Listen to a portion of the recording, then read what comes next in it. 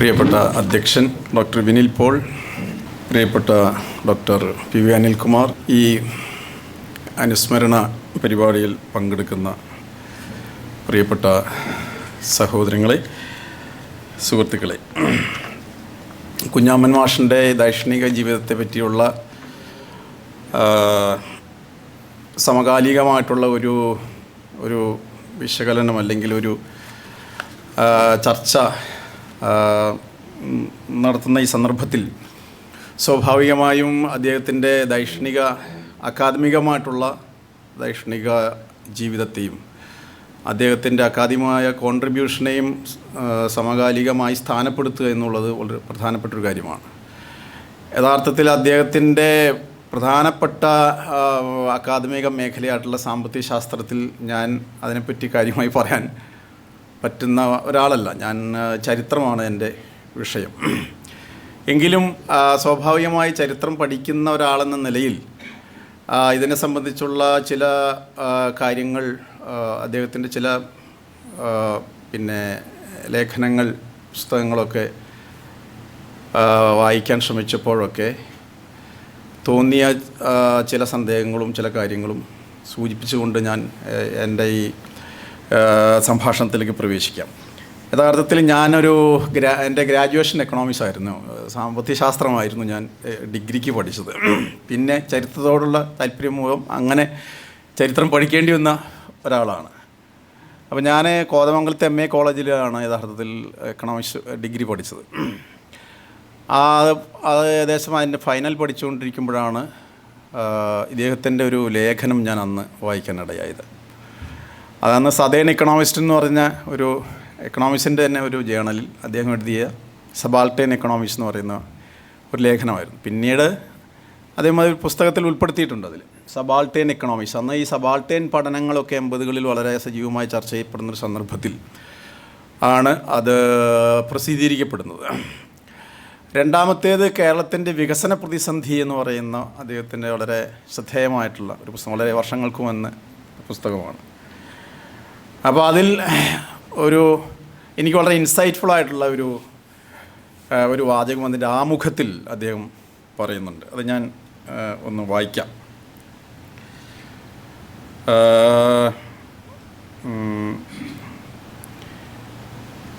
യഥാർത്ഥ കേരള ചരിത്രം ഇനിയും എഴുതപ്പെട്ടിട്ടില്ല. സാമൂഹിക പരിണാമ പ്രക്രിയയിലെ ചാലകശക്തികൾ ഇതുവരെ അനാവരണം ചെയ്യപ്പെട്ടിട്ടില്ല. നിലവിലുള്ള കേരള ചരിത്രം സാമൂഹ്യ ഉൽപ്പന്നം ഉൽപ്പാദിപ്പിച്ചവരുടെ ചരിത്രമല്ല, സാമൂഹ്യ മിച്ചം പങ്കിട്ടിരുന്നവരുടേതാണ്. സാമൂഹ്യ മിച്ചം പങ്കിട്ടെടുത്തവരുടേതാണ്. ഇവിടെ പ്രത്യേകം പരിഗണനാർഹമാകേണ്ടത് ചരിത്രകാരന്മാരുടെ വർഗ പശ്ചാത്തലമാണ്. ഇവർ അധീശവർഗത്തിൽപ്പെടുന്നവർ. ഇവരുടെ മേലാള സ്വഭാവം കീഴാള ചരിത്രരചനയ്ക്ക് വിഘാതം സൃഷ്ടിക്കുന്നു. ഇതാണ് അദ്ദേഹത്തിൻ്റെ ഒരു ശ്രദ്ധേയമായ ഒരു നിരീക്ഷണം എന്ന് എനിക്ക് തോന്നിയത്. ഇതൊരു മാർക്സിയൻ, വേറെ രീതിയിൽ പറഞ്ഞാൽ ഒരു മാർക്സിയൻ കാഴ്ചപ്പാടിലൂടെയുള്ള ഒരു സമീപനമാണ് ഒരു രീതിയിൽ പറഞ്ഞാൽ. കാരണം അടിസ്ഥാനപരമായ ഒരു മാർക്സിസ്റ്റ് ചരിത്ര വീക്ഷണത്തിൻ്റെ ഒരു സ്വഭാവം എന്ന് പറഞ്ഞാൽ സമൂഹത്തിലെ മിച്ചം ഉൽപ്പാദിപ്പിക്കുന്ന ആളുകളാണ് ചരിത്രത്തിൻ്റെ ഏജൻസി എന്ന് പറയുന്നത്. അപ്പോൾ ആ ചരിത്രത്തിൻ്റെ ഏജൻസി ആയിട്ടുള്ള സാമൂഹ്യ മിച്ചം അവരെ ചരിത്രത്തിൽ സ്ഥാനപ്പെടുത്തുക എന്നുള്ളതാണ് ഒരു ചരിത്രകാരനെ സംബന്ധിച്ച്, ഒരു മാർക്സിസ്റ്റ് രീതി പിന്തുടരുന്ന ചരിത്രകാരന്മാരെ സംബന്ധിച്ചോളം, അല്ലെങ്കിൽ ഹിസ്റ്റോറിക്കൽ മെറ്റീരിയലിസം എന്ന് പറയുന്ന രീതിശാസ്ത്രം പിന്തുടരുന്ന ചരിത്രകാരന്മാരെ സംബന്ധിച്ച് പ്രധാനപ്പെട്ട കാര്യം. പക്ഷേ കേരള ചരിത്ര രചനയിൽ സാമൂഹ്യ മിച്ചം ഉൽപ്പാദിപ്പിക്കുന്ന ആളുകൾ, സാമൂഹ്യ മിച്ചം ഉൽപ്പാദിപ്പിക്കുന്നവരെന്ന് പറഞ്ഞാൽ ഉൽപ്പാദന പ്രക്രിയയിൽ നേരിട്ടിടപെടുന്ന മനുഷ്യരാണ്. അതായത് പണിയെടുക്കുന്നവർ, കർഷക തൊഴിലാളികൾ എന്ന് വിളിക്കപ്പെടുന്ന ആളുകൾ, പ്രാഥമിക ഉൽപ്പാദക സമൂഹങ്ങൾ എന്ന് തുടങ്ങിയ ആളുകളാണ്. അപ്പോൾ കേരളത്തിൽ അങ്ങനെ ഒരു കാര്യമായിട്ടുള്ള അവരെ ഫോക്കസ് ചെയ്യുന്ന ഒരു പഠനം കാര്യമായി ഉണ്ടായിട്ടില്ല. കേരളത്തിലെ സാമൂഹിക മിച്ചം ഉൽപ്പാദിപ്പിക്കുവാൻ വേണ്ടി അധ്വാനവും സാങ്കേതികവിദ്യയും അറിവും നിപുണതയും പ്രയോഗിക്കുകയും അങ്ങനെ എല്ലാവർക്കും ആവശ്യമായിട്ടുള്ള മിച്ചം ഉൽപ്പാദിപ്പിക്കാൻ ആവശ്യമായ ഏറ്റവും കൂടുതൽ ചരിത്രപരമായി ഇടപെടുന്ന ചാലകശക്തി എന്ന രീതിയിൽ അങ്ങനെ പരിശോധിക്കുമ്പോൾ കേരളത്തിലെ ഇടനാടിൽ ഈ നെല്ലുൽപാദന മേഖലയിൽ പറമ്പ് ഭൂമികളിൽ നേരിട്ട് ഭൂമിയിൽ അധ്വാനിക്കുന്ന മനുഷ്യരാണ്. അതിൽ ലേബർ അധ്വാനം പ്രയോഗിക്കുന്ന മനുഷ്യരാണ്. അവരുടെ ചരിത്രം എഴുതപ്പെട്ടിട്ടില്ല. മറിച്ച് ഈ മിച്ചം ഏതെങ്കിലും രീതിയിൽ പുനർവിന്യസിക്കപ്പെടുകയും അല്ലെങ്കിൽ അതിനെ റീഡിസ്ട്രിബ്യൂട്ട് ചെയ്യപ്പെടുക എന്ന് പറഞ്ഞു. റീഡിസ്ട്രിബ്യൂട്ട് ചെയ്യുക, വിതരണം ചെയ്യപ്പെടുമ്പോൾ അത് കിട്ടുന്ന ആളുകൾ, അത് ടാക്സായിട്ടോ അല്ലെങ്കിൽ റെൻ്റ് പാട്ടമായിട്ടോ അല്ലെങ്കിൽ മറ്റേതെങ്കിലും രീതിയിലുള്ള മൂലധന രൂപങ്ങളായി സമാഹരിക്കപ്പെടുകയും അത് പുനർവിതരണത്തിൽ അതിൽ ലഭിക്കുന്ന ആളുകളുടെ ചരിത്രമാണ്. ഉദാഹരണം പറഞ്ഞാൽ കേരളത്തിൽ പ്രാചീന മധ്യകാലഘട്ടത്തിലാണെങ്കിൽ ക്ഷേത്രങ്ങൾ, ബ്രാഹ്മണർ, നാടുവാഴികൾ, ചേരാപ്പെരുമാക്കന്മാർ, ഇടനില സാമൂഹ്യ വിഭാഗങ്ങൾ, ജന്മിമാർ, മറ്റു രീതിയിൽ പറഞ്ഞാൽ കാണക്കാർ, ജന്മിമാർ, അതിലേറ്റവും കർഷകരെന്ന് പറയുന്ന കുടിയാന്മാരും പാട്ടക്കുടിയാന്മാർക്കും ഒരു പങ്ക് കിട്ടും. പക്ഷേ ഈ സാമൂഹ്യ മിച്ചം ഉൽപ്പാദിപ്പിക്കുന്നതിന് ഏറ്റവും കൂടുതൽ അധ്വാനം ചിലവഴിക്കുന്ന അടിയാളർ, ജാതി അടിമകൾ എന്ന് പറയുന്ന ആൾ, അടിമകളാക്കപ്പെട്ട ആളുകൾ അല്ലെങ്കിൽ ആളടിയാർ, പുലയർ എന്നൊക്കെ പറയുന്ന ഈ വിഭാഗങ്ങൾക്ക് അതിൻ്റെ മിച്ചം അവർക്ക് കിട്ടുന്നില്ല എന്ന് മാത്രമല്ല, അവരെ സ്ഥിരമായി പെർപ്പച്വലായി ഒരു ആളടിമത്വത്തിലും അതുപോലെ സ്ഥിരമായിട്ടുള്ള ദാരിദ്ര്യത്തിലും നിലനിർത്തുന്ന ഒരു വ്യവസ്ഥയാണ് ഉണ്ടായി വന്നിരിക്കുന്നത്. അപ്പോൾ സ്വാഭാവികമായും ഈ പ്രശ്നത്തെ ഇതേ രീതിയിൽ പ്രശ്നവൽക്കരിക്കപ്പെടുന്ന ഒരു ചരിത്ര സമീപനം ഉണ്ടാകാത്തതിൻ്റെ പ്രശ്നമാണ് കുഞ്ഞാമാഷ് പറയാൻ ശ്രമിക്കുന്നത്. ഈ ഇതിലൂടെ അങ്ങനെ നമ്മൾ ആലോചിക്കുകയാണെങ്കിൽ പക്ഷേ എഴുതപ്പെട്ട ചരിത്രം ചേരാപെരുമാക്കന്മാരുടെയും നമ്പൂതിരിമാർ കേരളത്തിലേക്ക് വരുന്നു, നമ്പൂതിരിമാരുടെ കുടിയേറ്റം, അവരുണ്ടാക്കിയ നമ്പൂതിരി ഗ്രാമങ്ങൾ, അവരുണ്ടാക്കിയ ക്ഷേത്രങ്ങൾ, ചേരാപെരുമാക്കന്മാർ, അവരെ താങ്ങി നിർത്തുന്ന ഭരണകൂട സംവിധാനങ്ങൾ, അതിൻ്റെ ഭാഗമായി ഉണ്ടായി വന്ന സംസ്കാരം, ഭാഷ, സാഹിത്യം, ആവിഷ്കാര രൂപങ്ങൾ, ഇതൊക്കെയാണ് ചരിത്രത്തിൽ ദൃശ്യപ്പെട്ടിരിക്കുന്നത്. നമ്മുടെ എഴുതപ്പെട്ട ഞങ്ങളൊക്കെ പ്രാക്ടീസ് ചെയ്യുന്ന ഹിസ്റ്ററി അല്ലെങ്കിൽ ഞങ്ങളൊക്കെ പഠിപ്പിക്കുന്ന ഹിസ്റ്ററിയിൽ യഥാർത്ഥത്തിൽ ഈ സാമൂഹ്യ മിച്ചം പങ്കിട്ടെടുത്തവരുടെ അധികാരങ്ങളുടെ, കോയ്മയുടെ, മേധാവിത്വത്തിൻ്റെ, സംസ്കാരത്തിൻ്റെ, ഭാഷയുടെ, ആവിഷ്കാരത്തിൻ്റെ ചരിത്രമാണ്. മറിച്ച് ഈ മൂലധനം ഉൽപ്പാദിപ്പിക്കാൻ വേണ്ടി നേരിട്ട് അടിമകളായി അധ്വാനിക്കുന്ന മനുഷ്യരുടെ ചരിത്രം ഇല്ല എന്നാണ് ഇദ്ദേഹം പറയാൻ ശ്രമിച്ചത്. അതൊരു പെർട്ടിനൻ്റായിട്ടുള്ള വളരെ പ്രധാനപ്പെട്ട ഒരു ക്വസ്റ്റ്യനാണ്. ഒരു ക്വസ്റ്റ്യൻ എന്ന് പറഞ്ഞാൽ വളരെ നമ്മൾ ചരിത്രത്തിൽ ഏറ്റവും കൂടുതൽ പ്രശ്നവൽക്കരിക്കേണ്ട ഒരു ക്വസ്റ്റ്യനാണ്. യഥാർത്ഥത്തിൽ അത് പ്രശ്നവൽക്കരിക്കാൻ ശ്രമിച്ച ഒരു വ്യക്തികളിൽ ഒരാളാണ് ഞാൻ. കാരണം കേരളത്തിലെ പ്രാചീന കാലഘട്ടം മുതൽ 1400 വരെയുള്ള കാലഘട്ടത്തിൽ എങ്ങനെയായിരുന്നു, എന്താണ് ഉൽപ്പാദനം, ആരാണ് ഉൽപ്പാദിപ്പിച്ചത്, ആരാണ് അധ്വാനം പ്രയോഗിച്ചത്, ആരാണ് അതിൻ്റെ സാങ്കേതിക വിദ്യ വികസിപ്പിച്ചത് തുടങ്ങിയ കാര്യമാണ് ഞാൻ എൻ്റെ ഗവേഷണ അന്വേഷണങ്ങളിൽ ചെയ്തത്. അപ്പോൾ സ്വാഭാവികമായും ഈ ഒരു നിരീക്ഷണം കണ്ടപ്പോൾ എനിക്ക് ഭയങ്കര രീതിയിൽ ഇതൊരു ഹിസ്റ്റോറിയൻ അല്ലല്ലോ പറയുന്നത്, ഒരു സാമ്പത്തിക ശാസ്ത്രജ്ഞനാണല്ലോ പറയുന്നത് എന്ന് പറഞ്ഞപ്പോൾ എനിക്ക് അന്നും വളരെ ക്യൂരിയസ് ആയിട്ട് എനിക്ക് തോന്നി. ഈ ഇടയ്ക്ക് അത് വീണ്ടും സന്തോഷം എന്നെ ഈ ഭാഗം എനിക്ക് അയച്ചു തന്നിട്ട് വീണ്ടും എനിക്കതിൽ റിഫ്ലക്റ്റീവായി. ആ ഒരു തലത്തിലാണ് ഞാനിത് പറയുന്നത്.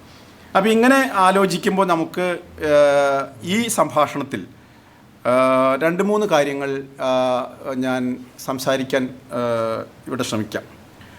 ഒന്ന്, കേരളത്തിൻ്റെ ചരിത്രം. 2, സംസ്കാരം. 3, വികസനം. ചരിത്രം, സംസ്കാരം, വികസനം കേരളത്തിൻ്റെ. ഇതിനെ നിശ്ചയിച്ച പ്രധാനപ്പെട്ട സങ്കല്പനങ്ങൾ എന്തായിരുന്നു, പ്രധാനപ്പെട്ട ഒരു കൺസേൺ എന്തായിരുന്നു, പ്രധാനപ്പെട്ട രീതിശാസ്ത്ര സമീപനം എന്തായിരുന്നു എന്നുള്ളത് വളരെ പ്രധാനപ്പെട്ട ഒരു വളരെ പ്രാധാന്യമറിയിക്കുന്ന ഒരു കാര്യമാണ്. ചരിത്രത്തെയും സംസ്കാരത്തെയും വികസനത്തെ സംബന്ധിച്ചുള്ള അടിസ്ഥാനപരമായിട്ടുള്ള ഒരു കാഴ്ചപ്പാടിൻ്റെ ധാരണാപരമായ രീതിശാസ്ത്രപരമായ പ്രശ്നം എന്ന് പറഞ്ഞാൽ അത് ഈ വികസനമാണെങ്കിലും ചരിത്രമാണെങ്കിലും സംസ്കാരമാണെങ്കിലും ഏറ്റവും പ്രാകൃതമായൊരവസ്ഥയിൽ നിന്നും, പ്രിമിറ്റീവായിട്ടുള്ള ബാക്ക്വേർഡായിട്ടുള്ളൊരവസ്ഥയിൽ നിന്നും അനസ്യൂതമായി ഇങ്ങനെ വികസിച്ച് പരിണമിച്ച് വളർന്ന് പുരോഗതിയിലേക്ക് നിരന്തരം പരിവർത്തിച്ചു കൊണ്ടിരിക്കുന്ന ഒരു പ്രക്രിയയാണ് എന്നുള്ള ഒരു കാഴ്ചപ്പാടാണ്. It is A continuous linear growth എന്ന് പറയുന്നത്. കണ്ടിന്യൂസ് ആയിട്ടുള്ള തുടർച്ചയായിട്ടുള്ളതാണ്. അങ്ങനെ വരുമ്പോൾ ചരിത്രത്തിൽ എന്താണ്, ഒരു കാലഘട്ടത്തിൽ എല്ലാവരും പ്രിമിറ്റീവായിരുന്നു, എല്ലാവരും പിന്നോക്കരും പ്രാകൃതരുമായിരുന്നു. അപ്പോൾ പ്രാകൃതരും പിന്നോക്കരുമായിട്ടുള്ള മനുഷ്യരെ കണ്ടെത്താനാണ് പിന്നെ ചരിത്രം ശ്രമിക്കുന്നത്, എവിടെയായിരുന്നു എന്നുള്ളത്. അപ്പോൾ അന്വേഷിച്ചപ്പോൾ കാട്ടിലാണ് പൊതുവെ പിന്നോക്കരും പ്രാകൃതരുമായ മനുഷ്യർ താമസിക്കുന്നത്, കാട്ടിലാണ്. അവരുടെ അതിജീവന രൂപങ്ങൾ, അവരുടെ ഭാഷ, അവരുടെ ആവിഷ്കാര രൂപങ്ങൾ, അവരുടെ അനുഭവം, അവരുടെ അതിജീവന പ്രക്രിയ എല്ലാം പ്രാകൃതമാണ്. അവർ സാങ്കേതികപരമായി പിന്നോക്കരാണ്. ഭാഷാപരമായി അവർ വെറും പേച്ച് പറയുന്ന ആളുകളാണ്, പിന്നോക്കം നിൽക്കുന്ന ആളുകളാണ്. അപ്പോൾ പിന്നോക്കവും പ്രാകൃതവുമായിട്ടുള്ള മനുഷ്യരെ പരിഷ്കരിക്കേണ്ടതുണ്ട്. അപ്പോൾ ചരിത്രത്തിൽ ചില പരിഷ്കരണ പ്രക്രിയകൾ, പരിഷ്കരണ ഏജൻസികൾ ഇടപെട്ടാണ് സമൂഹത്തിൽ പരിവർത്തനം ഉണ്ടായത്. അപ്പോൾ സ്വാഭാവികമായി ആരാണ് ഈ പരിഷ്കരണം ഇവിടെ കൊണ്ടുവന്നത്? സാങ്കേതിക വിദ്യ വേണം. മാറ്റത്തിൻ്റെ ഒരു പ്രധാനപ്പെട്ട ഒരവസ്ഥയിൽ നിന്ന് മറ്റൊരു അവസ്ഥയിലേക്ക് കൊണ്ടുവരണമെങ്കിൽ, മനുഷ്യന് വികസിക്കണമെങ്കിൽ സാങ്കേതിക വിദ്യയിൽ വികാസം വരണം. സാങ്കേതികവിദ്യയിൽ വികാസം വരണം. സാങ്കേതികവിദ്യയിൽ പിന്നെ അറിവ് രൂപങ്ങളിൽ, സാങ്കേതികവിദ്യയിൽ ഇതിനെ സംഘടിപ്പിക്കുന്ന രൂപങ്ങളിലൊക്കെ മാറ്റം വരണം. അതപ്പോൾ പുറത്ത് നിന്ന് ആരൊക്കെയോ ഈ സംഭവങ്ങൾ കൊണ്ടുവന്നാണ് ഇവിടുത്തെ പ്രാകൃതരെ നന്നാക്കിയെടുത്തത്, വികസിപ്പിച്ചത് എന്നുള്ള ഒരു കാര്യം വരും. അപ്പോൾ ഈ പ്രാകൃതർ കിടക്കുന്നത് എവിടെയാണ്? പൊതുവെ പ്രാകൃതർ മലകളിലും കാടുകളിലുമാണ്. പ്രാകൃതർ മൊത്തം അടിഞ്ഞുകൂടിയിരിക്കുന്നു. ഒന്ന്, കാട്ടിൽ താമസിക്കുന്നവർ പ്രാകൃതരാണ്. കടലിൽ താമസിക്കുന്നവർ പ്രാകൃതരും പിന്നോക്കരുമാണ്. കാരണം അവർക്ക് സാങ്കേതിക വിദ്യയിൽ, അറിവ് രൂപങ്ങളിൽ മനുഷ്യനെ മിച്ചം ഉൽപ്പാദിപ്പിക്കുന്ന കാര്യം, മിച്ചോൽപാദനമാണ് പ്രധാനപ്പെട്ട സംഭവം. എന്താണ്? കൂടുതൽ ഉൽപ്പാദിപ്പിക്കാൻ ശേഷിയില്ലാത്തവരാണ്. അപ്പോൾ സ്വാഭാവികമായും സാങ്കേതിക വിദ്യയിൽ പിന്നോക്കരായവർ, ഒന്നെങ്കിൽ അറിവ് രൂപങ്ങളിൽ സാങ്കേതിക വിദ്യയിൽ പിന്നോക്കരായവർ, അല്ലെങ്കിൽ പിന്നോക്കം നിൽക്കുന്നവർ പിന്നോക്കരായി പോകും. അപ്പോൾ ഉയർന്ന സാങ്കേതിക വിദ്യ, മെച്ചപ്പെട്ട രീതിയിലുള്ള സാങ്കേതിക നിപുണതയെ സംഘടിപ്പിക്കുന്ന ആളുകൾ ആണ് യഥാർത്ഥത്തിൽ ചരിത്രത്തിൽ, സംസ്കാരത്തിൽ, ചരിത്രത്തിൻ്റെ ചാലകശക്തിയായി പ്രവർത്തിച്ചവർ, സംസ്കാരത്തെ ദൃശ്യപ്പെടുത്തിയവർ, സംസ്കാരത്തെ നിർമ്മിച്ചവർ എന്നുള്ള ഒരു ധാരണയിലേക്ക് വരും. ഈ ധാരണയിലാണ് യഥാർത്ഥത്തിൽ കേരളത്തിൻ്റെ ചരിത്രത്തെ പറ്റിയുള്ള, സംസ്കാരത്തെ പറ്റിയുള്ള അടിസ്ഥാനപരമായ സങ്കല്പനം കിടക്കുന്നുള്ളതാണ്. അങ്ങനെ വരുമ്പോൾ ബ്രാഹ്മണരുടെ കുടിയേറ്റങ്ങൾക്ക് മുന്നേ, ബുദ്ധജൈനന്മാർ ഇവിടെ എത്തുന്നതിന് മുന്നേ ഇവിടുത്തെ മനുഷ്യർ മുഴുവനും പ്രാകൃതരായിരുന്നു. പ്രസംഗത്തിലേക്ക് നിങ്ങളെത്തും, മുഴുവൻ പ്രാകൃതരായിരുന്നു. കാരണം ഇവർ വെട്ടിച്ചുട്ട കൃഷിയും വേട്ടയാടലും നടത്തിയിരുന്ന മനുഷ്യരായിരുന്നു. അവർക്ക് ആവശ്യമുള്ളത് മാത്രമേ അവർ ഉപയോഗിച്ചിരുന്നുള്ളൂ. ഇപ്പം മിച്ചോൽപാദനം സൃഷ്ടിക്കുന്ന സാങ്കേതികവിദ്യയാണ്. മിച്ചോൽപാദനം സൃഷ്ടിക്കുന്ന സംഘാടകത്വം നിർമ്മിച്ചവരാണ് ചരിത്രത്തിൻ്റെ വിമോചനാത്മകമായ, പരിവർത്തനാത്മകമായിട്ടുള്ള ഏജൻസി എന്ന് പറയുന്നത് ഒരു പ്രധാനപ്പെട്ട കാര്യമായി വരും. അങ്ങനെ നോക്കുമ്പോൾ ബ്രാഹ്മണരുടെ കുടിയേറ്റമാണ് പുതിയ സാങ്കേതികവിദ്യ കൊണ്ടുവന്നത്, അറിവുകൾ കൊണ്ടുവന്നത്, സാങ്കേതികവിദ്യ കൊണ്ടുവന്നത്, കൃഷിരൂപങ്ങൾ കൊണ്ടുവന്നത്, കൃഷി അറിവുകൾ കൊണ്ടുവന്നത്, വെള്ളത്തെയും നിയന്ത്രിക്കുവാനുള്ള ഇറിഗേഷൻ, വെള്ളത്തെ നിയന്ത്രിച്ചുകൊണ്ട് ഇറിഗേഷൻ എന്ന് പറയുന്ന അറിയാമല്ലോ, കൃഷിക്ക് ആവശ്യമായിട്ടുള്ള ജലസേചന പദ്ധതികളും അതിൻ്റെ സാങ്കേതികവിദ്യകളെല്ലാം തന്നെ ഇങ്ങോട്ട് കൊണ്ടുവന്നവരാരാ? ബ്രാഹ്മണരോ ബുദ്ധജൈന സംഘങ്ങളോ ആണ് അതിൻ്റെ സാങ്കേതികവിദ്യ കൊണ്ടുവന്നവർ. അപ്പോൾ സ്വാഭാവികമായി സാങ്കേതികവിദ്യയിൽ ഉയർന്നു നിൽക്കുന്നവർ ബൗദ്ധികമായി, സാംസ്കാരികമായി, അറിവ് രൂപങ്ങളിൽ അതിനെ സംഘടിപ്പിക്കുന്ന കാര്യങ്ങളെല്ലാം ഉയർന്നവരും ഉയർന്ന ശേഷിയുള്ള ആളുകളും അതിന് കൂടുതൽ സംഘടിത സ്വഭാവമുള്ളവരാരും. അപ്പം മറ്റുള്ളവരെ അവർ സാങ്കേതിക വിദ്യ കൊണ്ടോ അറിവ് കൊണ്ടോ അതിൻ്റെ സംഘാടകത്വ രൂപം കൊണ്ടോ ഫിസിക്കലായിട്ട് പോലും ഈവൻ കായികമായിട്ട് തന്നെ കീഴടക്കും. അത് സ്വാഭാവികമായിട്ടുള്ളൊരു കാര്യമാണ്. അത് സ്വാഭാവികമായിട്ടുള്ള ചരിത്രത്തിലൊരു കാര്യമാണ്. ഇതാണ് ഈ കേരള ചരിത്രത്തിൻ്റെ ഈ ലീനിയർ ടിരിയോളജിക്കലായിട്ടുള്ള, തുടർച്ചയായിട്ടുള്ള, അനസ്യൂതമായിട്ടുള്ള ചരിത്ര പ്രക്രിയ ഒരു താഴ്ന്ന വിധാനത്തിൽ നിന്ന് ഉയർന്ന വിധാനത്തിലേക്ക് സാങ്കേതികവിദ്യയുടെ വളർച്ചയായി, സംസ്കാരത്തിൻ്റെ വികാസമായി, ഉൽപ്പാദനത്തിൻ്റെ മിച്ചോൽപാദനത്തിൻ്റെ അനുസ്യൂതമായ പ്രക്രിയയായിട്ട് നിലനിൽക്കുന്നു എന്നുള്ളത് അതിൻ്റെ ലോജിക്ക് അതാണ്. അതിൻ്റെ ഒരു രീതിയാണ്, ഒരു പിന്തുടരുന്ന വിശകലന രീതിയാണ്. ഇതാണ് യഥാർത്ഥത്തിൽ ചരിത്രത്തിലെ പുരോഗതിയെപ്പറ്റിയുള്ള സങ്കല്പം. ഇതാണ്. അതുകൊണ്ട് തന്നെ വെട്ടിച്ചൂട്ട് കൃഷി നടത്തുന്നവർ അവർക്ക് ആവശ്യമുള്ളത് മാത്രം ഉൽപ്പാദിപ്പിച്ച് ജീവിച്ച മനുഷ്യരും, തിനക്കൃഷി നടത്തി ഈ കാട്ടിലും അതുപോലെ തന്നെ മലമേഖലകളിലും ജീവിച്ചവരുന്ന കടൽ മേഖലയിൽ മീൻ പിടിച്ച് ജീവിച്ച മനുഷ്യരൊക്കെ പ്രാകൃതരും പിന്നോക്കരും സാങ്കേതികവിദ്യയിൽ വികാസമില്ലാത്തവരും ഒക്കെയായി സ്ഥാനപ്പെടുന്ന ഒരു ചരിത്രത്തിൻ്റെ യുക്തി തന്നെ, ചരിത്ര വിശകലനത്തിൻ്റെ രീതി തന്നെ ഇതായി മാറുന്നു എന്നുള്ളതാണ്. ഈ എവല്യൂഷണറി പ്രോഗ്രസ്സിനെ കുറിച്ചുള്ള ധാരണ അടിസ്ഥാനപരമായ ആധുനികതയുടെ ചരിത്ര സങ്കല്പത്തിൻ്റെ പ്രശ്നം തന്നെയാണത്. ആധുനികത നിർമ്മിച്ച് യൂറോപ്പിൽ തന്നെ നിർമ്മിച്ച ചരിത്രത്തെക്കുറിച്ചുള്ള തുടർച്ചയായിട്ടുള്ള കണ്ടിന്യൂസ് ആയിട്ടുള്ള ലീനിയർ ടീലിയോളജിക്കൽ ഹിസ്റ്ററി എന്ന് പറയും നമ്മൾ. ഇടർച്ചയില്ലാത്ത തുടർച്ചയായ പുരോഗതിയിലേക്ക് മനുഷ്യരെ അനസ്യൂതം സഞ്ചരിപ്പിക്കുന്ന സാങ്കേതികവിദ്യയുടെ നിരന്തരമായ തുടർച്ചയുടെ നൈരന്തര്യത്തിൻ്റെ വികാസത്തിൻ്റെ ഒരു ഇതാണ് കാഴ്ചപ്പാടിൻ്റെ ഒരു സംഭവം. അങ്ങനെ വരുമ്പോൾ ചരിത്രത്തിൽ എക്കാലത്തും ബാക്ക്വേർഡും പ്രിമിറ്റീവും ഉണ്ടാവും.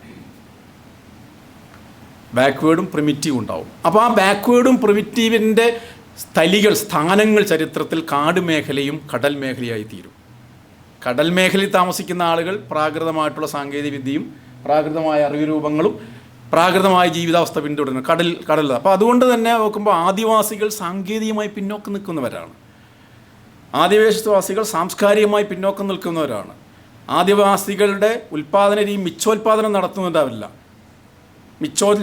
നടത്തുന്നവരല്ല. അപ്പം മിച്ചോൽപാദനം നടത്താൻ ശേഷിയുള്ള ജനവർഗങ്ങളും സാങ്കേതികവിദ്യ ഉള്ളവരുമാണ് ചരിത്രത്തിൻ്റെ ചാലകശക്തിയായി, ചരിത്രത്തിൻ്റെ ഏജൻസിയായി മാറുന്നത് എന്നുള്ള ഒരു ഒരു ഒരു സങ്കല്പം അവിടെ ഇൻഹറൻ്റ് ആയിട്ടുണ്ട് എന്നുള്ളതാണ് ഈ ഒരു പ്രശ്നത്തിൻ്റെ ഒരു. അപ്പോൾ ഗോത്ര സമൂഹങ്ങൾ ഈ ചരിത്ര വിശകലന രീതി, ഞാൻ പറഞ്ഞ ഗോത്ര സമൂഹങ്ങളും മത്സ്യബന്ധനത്തിൽ ഏർപ്പെട്ട് ജീവിക്കുന്ന മനുഷ്യനും പിന്നോക്കിനും പ്രാകൃതമുള്ള ധാരണ ഞാനല്ല, എൻ്റെ സങ്കല്പമല്ല, മനസ്സിലായോ? ഈ ചരിത്രശാസ്ത്രത്തിൻ്റെ സങ്കല്പമാണ് ഞാൻ പറയുന്നത്, മനസ്സിലായോ? അപ്പോൾ സ്വാഭാവികമായും കാട്ടിൽ താമസിക്കുന്ന ആദിവാസികളും ഗോത്ര സമൂഹങ്ങളും കടൽ മേഖലയിൽ ജീവിക്കുന്ന കടൽപ്പണിയിൽ ഏർപ്പെടുന്ന മനുഷ്യരും ഈ ചരിത്ര വീക്ഷണത്തിൻ്റെ, ഈ ചരിത്ര സങ്കല്പത്തിൻ്റെ അടിസ്ഥാനത്തിൽ സാങ്കേതികവിദ്യയിൽ പിന്നോക്കം വികസിക്കാത്തവരാണ്, മിച്ചോൽപാദനം ശേഷിയില്ലാത്തവരാണ്, അവർ പിന്നോക്കരും പ്രാകൃതരുമാണ്.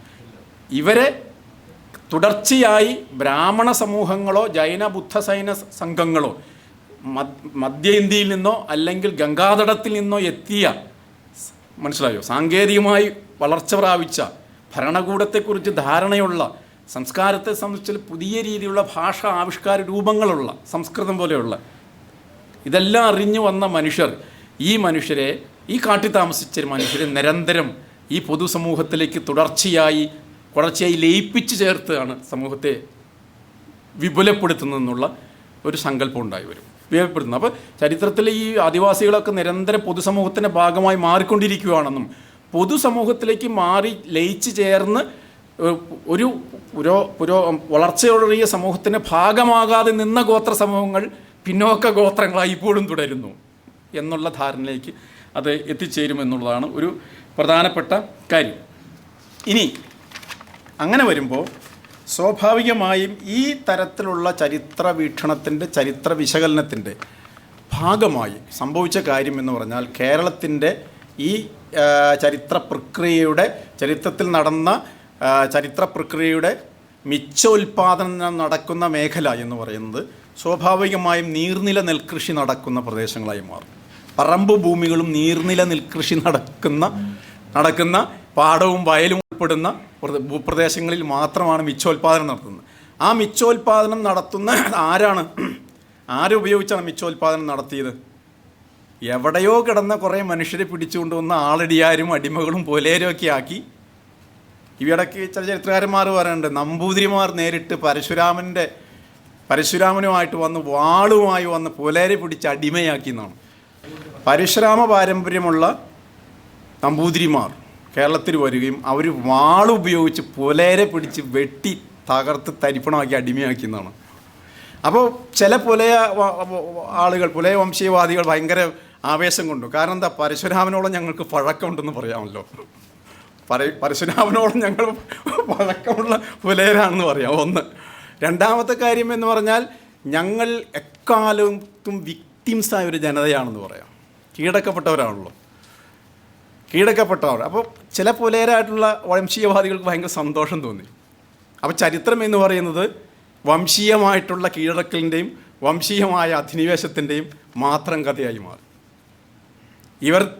ഈ സാമൂഹ്യ മിച്ചം ഇവരാണ് ഉൽപ്പാദിപ്പിച്ചതെന്നും ഉൽപ്പാദിപ്പിച്ച സാമൂഹ്യ മിച്ചത്തിൻ്റെ അടിത്തറയിലാണ് മറ്റുള്ള മനുഷ്യരെല്ലാവരും നിലനിന്നുള്ള ചരിത്രത്തിൻ്റെ ആഖ്യാനം പുറത്തായി പോകും. അതെന്ത് തന്നെയാണെങ്കിലും കേരളത്തിൻ്റെ ഇടനാട്ടിലാണ് പ്രധാനപ്പെട്ട രീതിയിലുള്ള കേരളത്തിലെ ചരിത്ര പ്രക്രിയയുടെ പ്രധാനപ്പെട്ട ഒരു പ്ലേ ഗ്രൗണ്ട് എന്ന് പറയുന്നത് കേരളത്തിൻ്റെ ഇടനാടാണ്. ഇടനാടെന്ന് പറഞ്ഞാൽ ഈ നീർനില നെൽകൃഷി നടക്കുന്ന പാടശേഖരങ്ങളുള്ള ഈ പ്രധാനപ്പെട്ട 34 വരുന്ന നദീതടങ്ങൾ ഉൾപ്പെടുന്ന നീർനില നെൽകൃഷിക്കുന്ന പ്രദേശങ്ങൾ, അതിന് മുകളിലുള്ള പറമ്പ് ഭൂമികളിലുമാണ് പ്രധാനപ്പെട്ട മിച്ചോൽപാദനം നടക്കുന്ന ഭൂപ്രദേശങ്ങൾ. അതിന് വെളിയുള്ള പ്രാകൃതരും ഗോത്ര സമൂഹങ്ങളും പിന്നെ മിച്ചോൽപാദനം നടത്താൻ ശേഷിയില്ലാത്തവരുമൊക്കെ ആളുകൾ താമസിക്കുന്ന കാടും പിന്നെ മീൻ പിടിക്കുന്ന മേഖലയായിട്ടുള്ള കടൽ മേഖലയുമാണ്. അതുകൊണ്ട് വലിയ കാര്യമൊന്നുമില്ല. മുഖ്യമായിട്ടുള്ള ഈ ചരിത്രത്തിൻ്റെ മുഖ്യമായിട്ടുള്ള പ്രവർത്തനം നടക്കുന്ന ഇടനാടിലേക്ക് കാര്യമായി കോൺട്രിബ്യൂട്ട് ചെയ്യാത്ത മേഖലകളാണ്. അപ്പോൾ സ്വാഭാവികമായും അതിന് ചരിത്രത്തിൽ വിസിബിലിറ്റി കിട്ടാതെ വരും. ചരിത്രത്തിൻ്റെ പ്രക്രിയയിലേക്ക്, ചരിത്ര എഴുത്തിൻ്റെ രീതിയിലേക്ക് അത് കിട്ടാതെ വരുന്ന ഒരു ലോജിക്ക് ഇങ്ങനെയുള്ള ഒരു സങ്കല്പനത്തുണ്ട് എന്നുള്ളതാണ്. അങ്ങനെ വരുമ്പോൾ ഇവിടെ നടന്നത് എന്താ? മിച്ചോൽപാദനം. കുഞ്ഞാമ്മ മാഷിൻ്റെ ഈ ഒരു സങ്കല്പം എടുത്ത് പറയുകയാണെങ്കിൽ, ഈ കഴിഞ്ഞ സ്വാതന്ത്ര്യാനന്തര കാലഘട്ടത്തിന് ശേഷം കേരളത്തിലെ ചരിത്രശാസ്ത്രം ഉണ്ടായി വന്ന പല രീതിയിലുള്ള എഴുത്തുകൾ, പല നിലപാടുള്ള എഴുത്തുകൾ, പൊതുവെ ഇടതുപക്ഷ ചരിത്രകാരന്മാർ എന്ന് കരുതുന്ന അല്ലെങ്കിൽ വിളിക്കുന്ന ആളുകൾ, ഇവരെല്ലാം കൂടി ഉൽപ്പാദിപ്പിച്ച കേരളത്തിൻ്റെ ഒരു ചരിത്രശാസ്ത്രത്തിൻ്റെ ഒരു സ്വഭാവം, അല്ല ചരിത്ര വിജ്ഞാനത്തിൻ്റെ ഒരു സ്വഭാവം എന്ന് പറഞ്ഞാൽ അത് ഞാൻ ആദ്യം സൂചിപ്പിച്ച മിച്ച ഉൽപ്പാദനം പങ്കിട്ടെടുക്കുന്ന സമൂഹങ്ങളുടെയും സ്ഥാപനങ്ങളുടെയും ചരിത്രമാണ് അവർ എഴുതിയത്. ബ്രാഹ്മണർ കുടിയേറ്റങ്ങൾ, ബ്രാഹ്മണർ വന്നിട്ട് ഈ ഇടനാട്ടിലെ നദീതടങ്ങളിൽ മിച്ചോൽപാദന പ്രദേശങ്ങളായിട്ടുള്ള ബ്രാഹ്മണ ഊരുകൾ ഉണ്ടായി വരുന്നു. ആ ബ്രാഹ്മണ ഊരുകളിൽ അവരുടെ അനുഷ്ഠാന കേന്ദ്രങ്ങളായിട്ടുള്ള ബ്രാഹ്മണ ക്ഷേത്രങ്ങൾ സ്ഥാപന രൂപത്തിൽ വളർന്നു വരുന്നു. അവർ ഏർപ്പെടുത്തിയ അവിടെ മിച്ചോൽപാദനം പങ്കിട്ടെടുത്ത ആളുകൾ, ആ പങ്കിട്ടെടുത്ത മിച്ചോൽപാദനം ആ വിഭവങ്ങൾ ഒരു സ്വത്തുരൂപമാക്കി മാറ്റുന്നു. സ്വത്തുരൂപമാക്കി, മിച്ചോൽപ്പന്നങ്ങൾ സ്വത്തുരൂപമായി മാറണുള്ളൂ. ഉൽപ്പന്നമായിട്ട് മാത്രമല്ല, സ്വത്തായി മാറുകയാണ്. അല്ലെങ്കിൽ ഉൽപ്പാദിപ്പിക്കുന്ന ഇടങ്ങൾ സ്വത്തായി മാറുകയാണ്. ആ ഭൂമി സ്വത്തായി മാറുക. അപ്പോൾ ബ്രാഹ്മണരുടെയും ബ്രാഹ്മണ ക്ഷേത്രങ്ങളുടെയും കീഴിലുള്ള പിന്നെ ഈ സ്വത്തുരൂപങ്ങൾ ബ്രഹ്മസം ദേവസം രൂപത്തിലുള്ള സ്വത്തുരൂപങ്ങളായി മാറുന്നു. അതിൻ്റെ സംരക്ഷണം എന്ന രീതിയിൽ ചേരാ പെരുമാക്കന്മാർക്കും വിവിധ നാടുകളിലുള്ള നാട്ടുകോയ്മകളും അത് പിന്നെ സംരക്ഷിക്കുന്നു. കച്ചങ്ങൾ പോലെയുള്ള ചില നിയമങ്ങളും സംരക്ഷണം ഉണ്ടാക്കി നിയമിക്കുന്ന അവരെ ഇടനില സമൂഹങ്ങളും ക്ഷേത്രമാണെങ്കിൽ ക്ഷേത്രവുമായി ബന്ധപ്പെട്ട ഒട്ടനവധി ക്ഷേത്രവുമായി ബന്ധപ്പെട്ടുള്ള ഫങ്ഷണറീസ്, ക്ഷേത്രോപജീവികൾ എന്ന് പറയുന്ന ആളുകൾ, ചേരാ പെരുമാക്കന്മാരെയും നാട്ടുടയവരെയും കൂടെ നിൽക്കുന്ന സേവക വൃന്ദങ്ങൾ, അവരുടെ ഭരണകൂടത്തിൻ്റെ ഭാഗമായി നിൽക്കുന്ന ഒട്ടനവധി ആളുകൾ.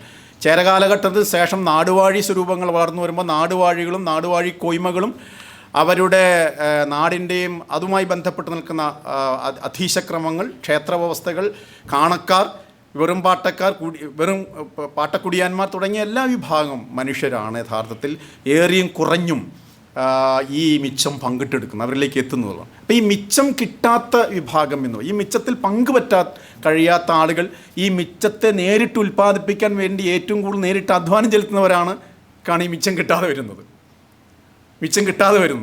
കാരണം ഈ മിച്ച ഉൽപ്പാദനം ഈ മിച്ചോൽപാദനം സാധ്യമാകുന്നത് ചില മനുഷ്യരെ ആളടിമകളും പുലയരും പറയരും ഇഴവരും തുടങ്ങിയ സാമൂഹ്യ വിഭാഗങ്ങളാക്കി മാറ്റി തീർക്കുകയും അവരെ സ്ഥിരമായ അവകാശങ്ങളില്ലാത്ത ആളുകളായി മാറ്റിത്തീർക്കും. മിച്ചോൽപാദനത്തിൽ പങ്ക് കിട്ടുക എന്ന് പറഞ്ഞാൽ നിങ്ങൾക്ക് അവകാശങ്ങൾ ഉണ്ടായിരിക്കുക എന്നുള്ളതാണ്. ഏതെങ്കിലും രീതിയിലുള്ള ജന്മികളാണെങ്കിൽ ജന്മാവകാശം ഉണ്ടാവും. ക്ഷേത്രങ്ങളാണെങ്കിൽ ദേവസ്വം ബ്രഹ്മസം തുടങ്ങിയ രീതിയിലുള്ള ക്ഷേത്രങ്ങൾക്കും ബ്രാഹ്മണർക്കും അവകാശം ഉണ്ടാവും. നാടുവാഴിക്ക് നേരിട്ട് രീതിയിൽ കരം പിരിച്ച് എടുക്കുന്ന അവകാശം ഉണ്ടാവും. പാട്ടക്കുടിയന്മാർക്ക് എന്താണ് കുടിയായ്മ അല്ലെങ്കിൽ കുടിമക എന്ന് പറയുന്ന അവകാശം ഉണ്ടാവും. അപ്പോൾ അവകാശങ്ങളില്ലാത്ത ആരാണ് ചരിത്രത്തിൽ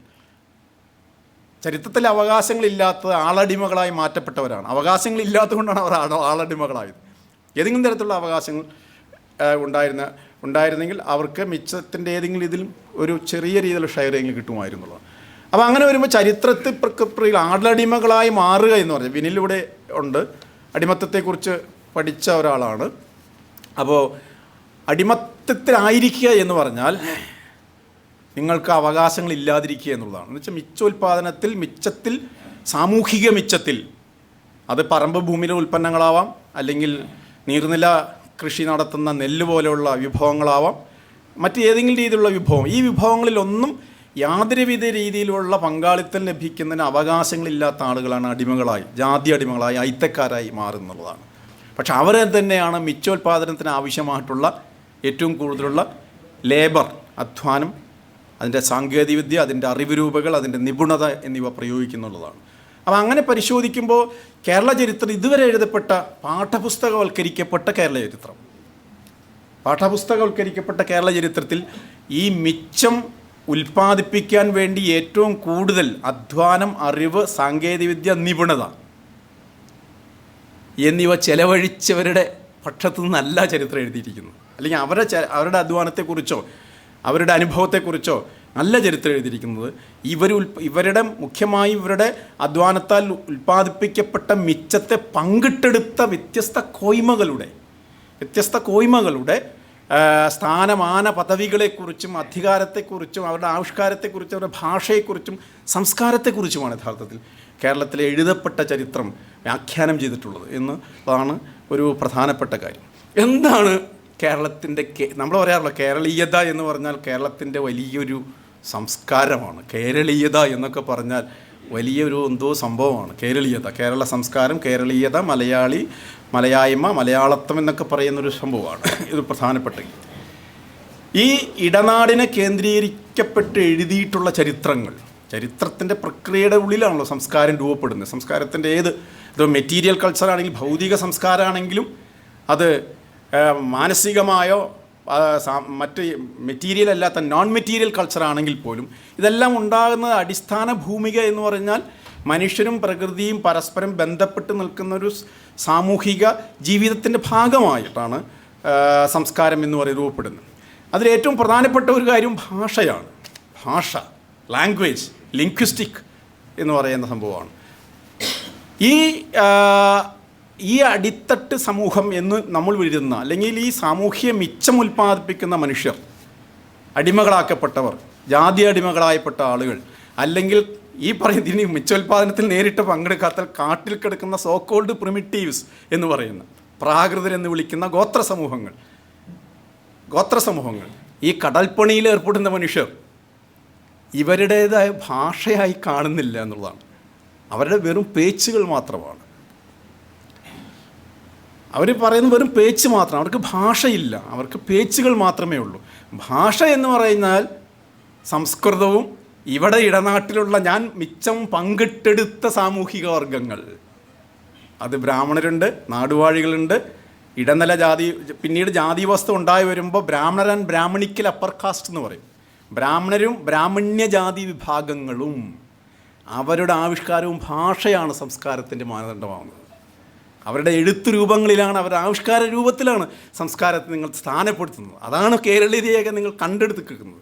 അപ്പോൾ കേരളീയത എന്ന് പറഞ്ഞാൽ കേരളീയ സംസ്കാരത്തിൽ ഇവിടെ ഈ ഇടനാടൻ പ്രദേശങ്ങളിൽ നെൽകൃഷിയുടെ ഭാഗമായി അധ്വാനം ചെലവഴിച്ച് ഉൽപ്പാദനം നടത്തുന്ന ജാതി അടിമകളാക്കപ്പെട്ട പ്രാഥമിക ഉൽപ്പാദക സമൂഹങ്ങൾ എന്ന് പറയുന്ന ആളടിമകളായ മനുഷ്യരും, കടൽ തീരത്ത് താമസിക്കുന്ന കടൽപ്പണിയിൽ ഏർപ്പെടുന്ന ആളുകളും, കാട്ടിൽ ഗോത്ര സമൂഹങ്ങളുമായ ആ മനുഷ്യർക്ക് ഭാഷയോ അവരുടെ ആവിഷ്കാരങ്ങളോ സംസ്കാരത്തിൻ്റെ മുഖ്യമായിട്ടുള്ളൊരു സ്ഥാനത്തേക്ക് വരുന്നില്ല, പരിഗണിക്കപ്പെടുന്നില്ല.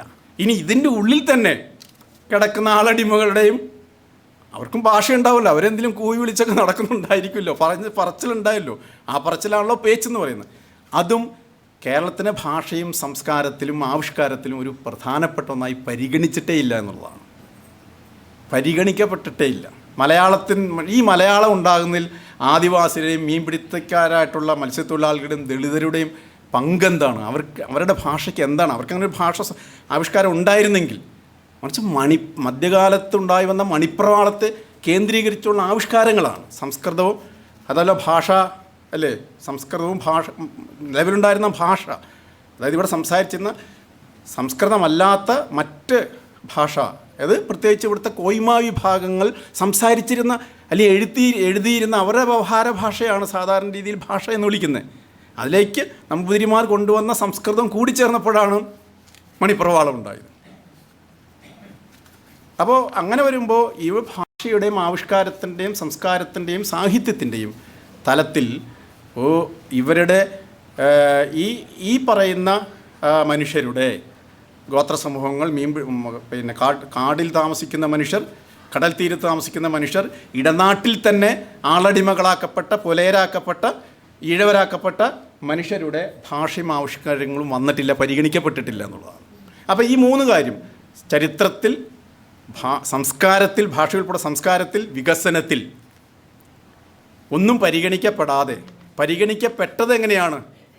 പരിഗണിക്കപ്പെട്ട രണ്ട് രീതിയിലാണ്. ഒന്ന് സെറ്റിൽമെൻറ്റ്, ഇവർക്ക് എവിടെയെങ്കിലും കുടി കിടക്കണം സ്ഥിരമായി. പുറക്കുടികൾ എന്നാണ് ഈ സമൂഹങ്ങളെ പൊതുവെ അറിയപ്പെട്ടിരുന്നത്. പുറക്കുടികൾ, അകക്കുടിയിൽ മറ്റുള്ള കർഷകരും ആയിട്ടുള്ള പെസൻ കമ്മ്യൂണിറ്റീസ് ആണ്, കർഷകരും കുടിജനങ്ങൾ താമസിക്കുമ്പോൾ ഇവർ പുറക്കുടികളാണ്. പുലയർ താമസിക്കുന്നത്, പറയർ താമസിക്കുന്നത്, അങ്ങനെയുള്ള ആളടിമകൾ താമസിക്കുന്ന പുറക്കുടികളാണ്. പുറത്ത് ഗ്രാമത്തിൻ്റെ പുറത്ത് ഓരത്തിൽ താമസിക്കുന്ന പുറക്കുടികളാണ്. ഗോത്രങ്ങൾ താമസിക്കുന്ന ഗോത്രത്തിൻ്റെ ഊരുകളിലാണ്. ഗോത്ര സമൂഹങ്ങൾ താമസിക്കുന്ന മലമേഖല ഊരുകളിലാണ്. കടൽ പ്രദേശത്തും കായൽ പ്രദേശത്തും മത്സ്യത്തൊഴിലാളികൾ താമസിക്കുന്ന അവരുടെ ഊരുകളിലാണ്. അവരെ അവിടെ കുടികിടത്തുക സ്ഥിരമായി. ആ സ്ഥിരം കുടികിടത്തുന്ന കുടികിടപ്പ് അവകാശങ്ങൾ മാത്രം അംഗീകരിക്കപ്പെട്ട് അവർ മാറുമ്പോൾ അത് ആധുനികമായ കോളനികളായി മാറും. ആ കോളനികളിൽ സ്ഥിരപ്പെടാനും ആ കോളനികളിൽ വീടുണ്ടാക്കി കൊടുക്കുക എന്നുള്ളതായിരുന്നു വികസനത്തിൻ്റെ ഒരു പ്രധാനപ്പെട്ട കാര്യം. ഇവിടെ വന്ന് പറയാൻ അവസരം നൽകിയതിൽ ഇതിൻ്റെ സംഘാടകർക്ക് നന്ദി പ്രകാശിപ്പിച്ചുകൊണ്ട് നിർത്തുന്നു. എല്ലാവർക്കും നന്ദി, നമസ്കാരം.